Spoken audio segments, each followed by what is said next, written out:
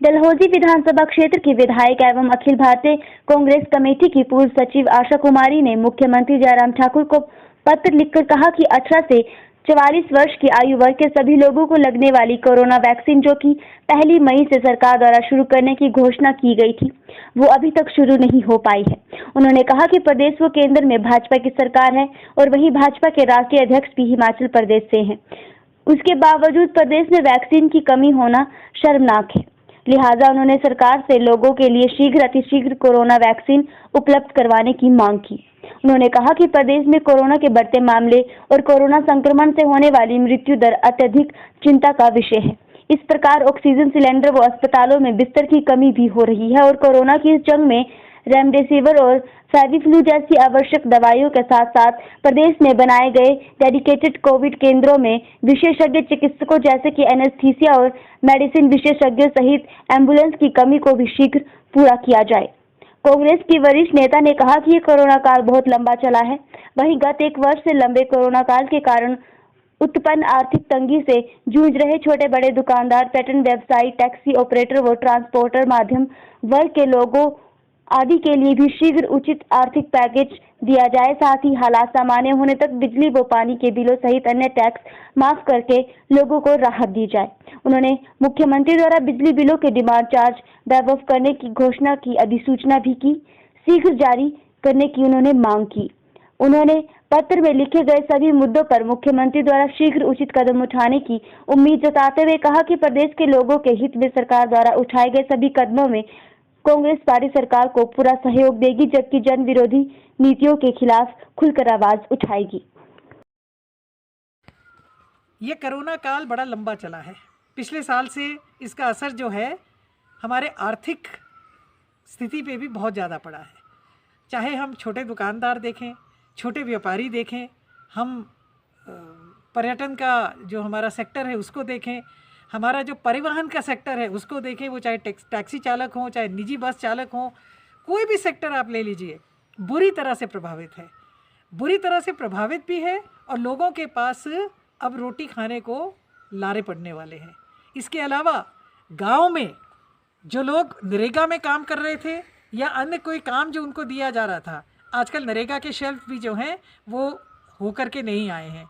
हमने पहले भी मांग की और हम फिर मांग करते हैं, किसी भी तरह से लोगों को राहत दी जाए, बिजली में राहत दी जाए। माननीय मुख्यमंत्री महोदय ने कहा था कि जो बिजली के चार्जेस होते हैं, डिमांड चार्जेस होते हैं, उन डिमांड चार्जेस को वेव ऑफ किया जाएगा। मुख्यमंत्री जी के घोषणा के बावजूद अभी तक ऐसी जो अधिसूचना जो है जारी नहीं की है विभाग ने। मेरा ये मानना है कि अन्य प्रदेशों ने अगले कुछ महीनों के लिए, ऐसे प्रदेश हैं जिन्होंने अगले कुछ महीनों के लिए बिजली और पानी जो है लोगों के लिए मुफ्त कर दी है। हिमाचल प्रदेश को भी इस बारे में सोचना चाहिए। हिमाचल प्रदेश को भी इस बारे में सोचना चाहिए कि गरीब आदमी, उनको हम क्या आर्थिक पैकेट दे सकते हैं, जिसको हम मिडिल क्लास कहते हैं, उनको हम क्या आर्थिक पैकेज दे सकते हैं ताकि उनकी जो आर्थिक स्थिति खराब होती जा रही है उसमें सुधार आ सके। इसी तरह से ऑक्सीजन सिलेंडर्स की बहुत कमी है।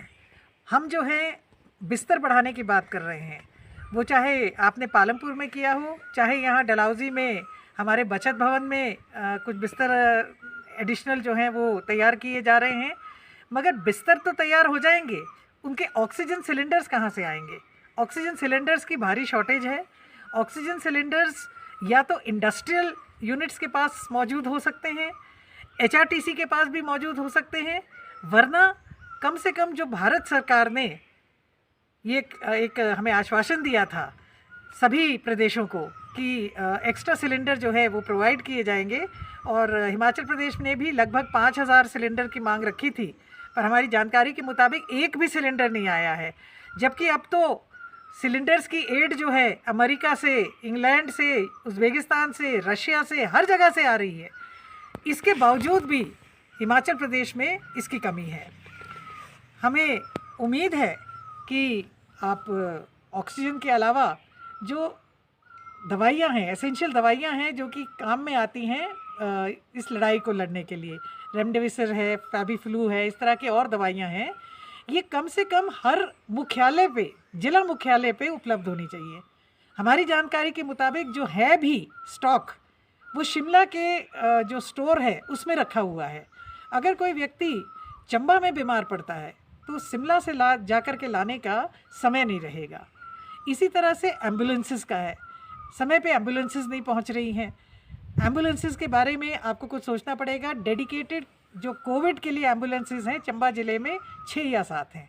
बहुत फैला हुआ इलाका है। बहुत सारे व्यक्ति अपनी जान से हाथ धो रहे हैं क्योंकि वो एम्बुलेंस समय से पहुंच ही नहीं पाती है। 4-4 घंटे का 5-5 घंटे का की दूरी है जब तक कि वो कोरोना हॉस्पिटल में पहुंचते हैं।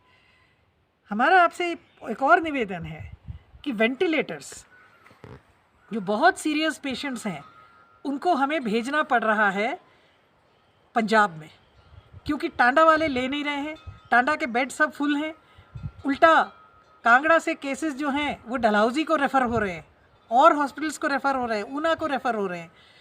तो जो वेंटिलेटर्स हमारे पास हैं वो शोपीस बन के रह गए हैं। हमारा जो सिविल हॉस्पिटल डलहौजी है जो कि डेडिकेटेड है, ये कोविड केयर सेंटर है, इनके पास भी 6 वेंटिलेटर्स हैं मगर इस्तेमाल में एक भी नहीं है। वो इसका कारण ये है कि वेंटिलेटर चलाने के लिए एनेस्थीसिस्ट की ज़रूरत होती है और जो एनेस्थीसिस्ट यहाँ पे लगाया गया था उसको भी चंबा हॉस्पिटल भेज दिया गया है। हम ये नहीं कहते कि चंबा में नहीं होना चाहिए। चंबा में 2 पहले थे, आपने तीसरा लगाया, कोई बात नहीं, मगर आप डलहौजी के लिए भी और अब आपने सुरगानी को डेडिकेटेड कोविड हॉस्पिटल बनाया है तो वहाँ तो कोई सुविधा ही नहीं। चंबा ज़िले में भी लगभग 300 के करीब केसेस एक दिन में अब निकलने शुरू हो गए हैं। मौतें भी हो रही हैं जो कि दुखदाई है। हमारा सरकार से आग्रह मीटिंग में भी था और मैं फिर आपके माध्यम से सरकार को निवेदन करना चाहूँगी कि सबसे पहले तो जो वैक्सीन की बात है तो ऐसा लगता है कि वैक्सीन की कुछ कमी है। 1 मई से ये सरकार ने वादा किया था कि 18 से 44 साल के जो हमारा पॉपुलेशन है, जनसंख्या है, उनको भी ये वैक्सीन लगेगी। मगर हम देख रहे हैं कि आज 9 मई हो गई है और अभी तक इस कार्यक्रम पे कोई शुरुआत नहीं हुई है। लगभग 70 या 73 लाख डोज जो हैं उनकी ज़रूरत है अगर हमें ये वैक्सीनेशन कार्यक्रम पूरी तरह करना है, जबकि हमें वैक्सीन जो है काफ़ी कम मात्रा में उपलब्ध हो रही है।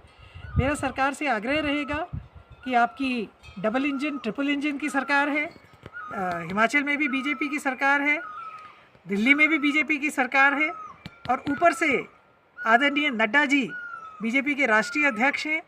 आप ये सेंटर से टेकअप करें कि हमें वैक्सीन्स जो हैं वो पूर्ण मात्रा में जो है वो प्राप्त कराई जाए। कि 4 और 5 मई को सरकार द्वारा एक बैठक बुलाई गई थी जिसमें कांग्रेस पार्टी की ओर से, विधायक दल की ओर से मुकेश अग्निहोत्री जी, डॉक्टर शांडिल और मैंने हिस्सा लिया। कुछ बातें थी जो हमने सरकार से कही और मैं बातें आप लोगों के साथ भी साझा करना चाहूँगी और सरकार से आग्रह एक बार फिर करना चाहूँगी कि हमने जो बातें रखी हैं उन बातों को सीरियसली लिया जाए और उनके ऊपर उचित कार्रवाई की जाए। सबसे पहले हमारा ये मानना है कि कोरोना के जो फैलते मामले हैं ये चिंता का विषय है, क्योंकि जो राष्ट्रीय स्तर के जो आंकड़े हैं उसके मुताबिक जो कोरोना से संक्रमित जो रिकवरी रेट है वो 80% से ऊपर है, जबकि हिमाचल प्रदेश में 78% से कम है। इसी तरह से जो मृत्यु के मामले हैं राष्ट्रीय स्तर पे जो आंकड़ा है वो 1.1 है और हिमाचल का आंकड़ा 1.5 है। हम देख ही रहे हैं कि किस तरह से केस बढ़ते जा रहे हैं और पिछले कल 4000 से ऊपर केसेस जो हैं पॉजिटिव निकले हैं। डेथ्स भी जो हैं 60 का आंकड़ा छू चुकी हैं। चंबा ज़िले में भी लगभग 300 के करीब केसेस एक दिन में अब निकलने शुरू हो गए हैं। मौतें भी हो रही हैं जो कि दुखदाई है।